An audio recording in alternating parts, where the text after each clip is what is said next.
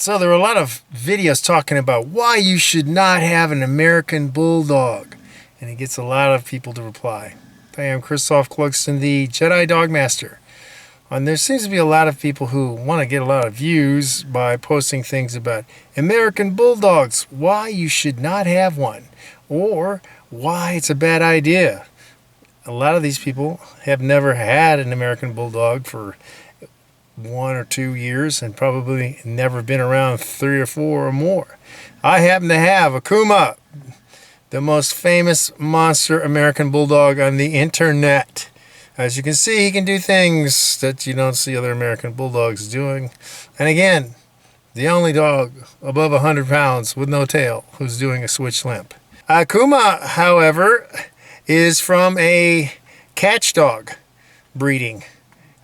Run his genetics. His parents have the same genetics, which means that they were bred for catch dog work. And if you don't know what that is the people who hunt hogs. They use dogs that are called strike dogs or chase dogs that will get the hog run down and trapped it somewhere in a bog or against trees or whatever.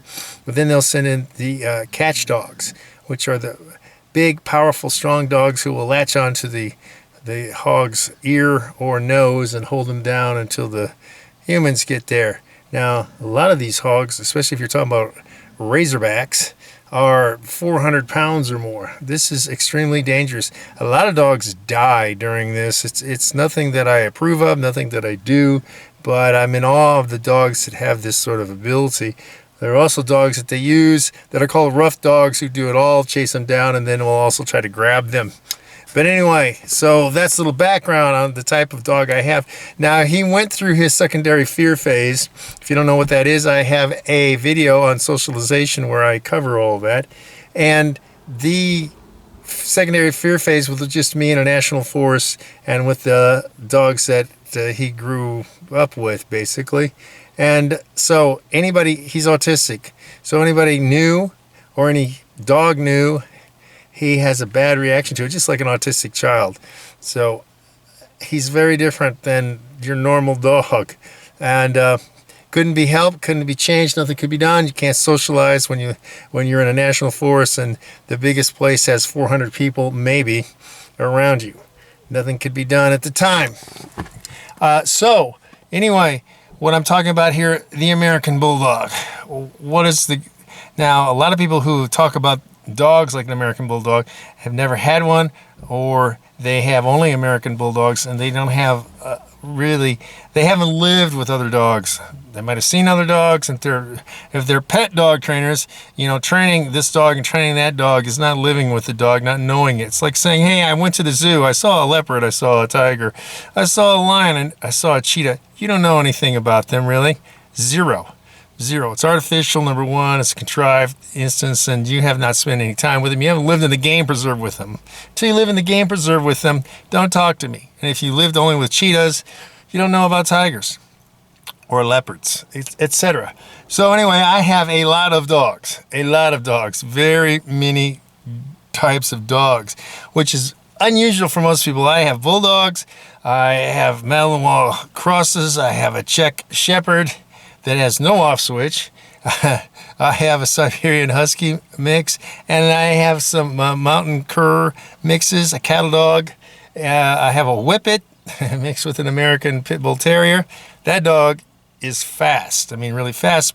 But I say all this because I live with these dogs. I know. And I have my American Bulldog, Akuma.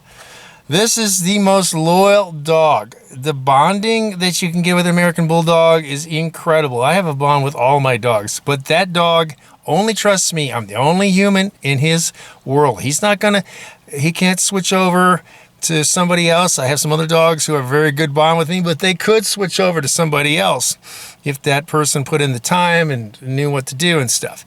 But he won't. He cannot. He doesn't trust anyone. He trusts no one but me. I'm basically his emotional support human. So that being said, they're going to kill cats, they're going to attack you, these are people that want to fan the flames of stupidity. You know, oh, they're like a pit bull, which is a generic term. They don't even know what the hell they're talking about. You're talking about a Staffordshire Terrier? You're talking about the American Pit Bull Terrier? Are you talking about any dog that has a brachycephalus, a short nose? You know, what are you talking about? Bulldogs? What are you talking about? It's just a generic catch-all term. So they're being vague, number one. They don't know what they're talking about. They're saying, oh, they're like the same. They're just bigger. No, they're not. That's like saying that Italian and Spanish are the same. To a moron who knows nothing about linguistics or doesn't speak the two languages, yeah, you would think that. But, you know, again, tell us about NASA, because you know much is about NASA as you do about American Bulldogs. What are the difference between Spanish and Italian, for example? So, you know, oh, they're all romance land. Yeah, they came from one predecessor at one point. Same thing with these dogs. They were all Mastiff. And I got to point out to you that American Bulldog is not a derivative of the Old English Bulldog, which is what is now called the Old English Bulldog. They've been watered down, and they're very tame, cool, laid-back dogs. Very laid-back dogs. They got some mutant problems because they need to have cesareans, basically, to give birth. They can't breathe because, you know, that brachycephalus that people think looks cute means that they can't breathe. They don't have any endurance whatsoever. But, you know, this is what happens when you breed for looks and you want these mutant-looking dogs. They're not the only ones, you know, at all. Many other dogs have that problem, one of those problems. But I say this because the people talking about American Bulldogs have never had one, have one for years. They don't know. And they haven't had that dog with other dogs and comparing him. Now, my American Bulldog does not want to fight other dogs. He doesn't want to attack other dogs. But he's not going to let other dogs attack him. Yeah, and he's powerful. 110 pounds. He's very strong, very strong. These dogs are very good at the weight pulling contests. I mean, they can pull 1,000 pounds easily on a sled. They can pull 1,000 pounds. Look it up, people. And no, it's not a cruel endeavor for them. Oh, it's not. People know nothing about any of these sports whatsoever. So, the American Bulldog. Do you have an American Bulldog? Do you have one? Have you owned one? Have you been around them? I mean, have you lived with one? And if you have an American Bulldog, what other dogs do you have currently? What dogs do you have before? What do you think about American Bulldogs? Let's put that out there. But, yeah, I'm not going with these people who are just, oh, look, you know, American Bulldog, oh, you shouldn't get this dog. It's not a good idea. They're very loyal. They're incredibly interesting dogs. It's hard to explain them. They're very different than other types of dogs. And I've had many types of different dogs. And, of course, I've been around many types of dogs.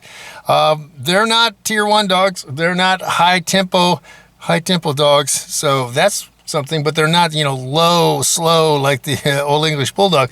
But, again, have you had an American Bulldog? Do you want an American Bulldog? And by the way, they're going to be primarily white. The ones that are not primarily white, that's not an American Bulldog. And there are several different types. The Johnson, the Scott, the Painter, those are the three major divisions of it. I think I talk about the history in another video. Let me know if you have an American Bulldog.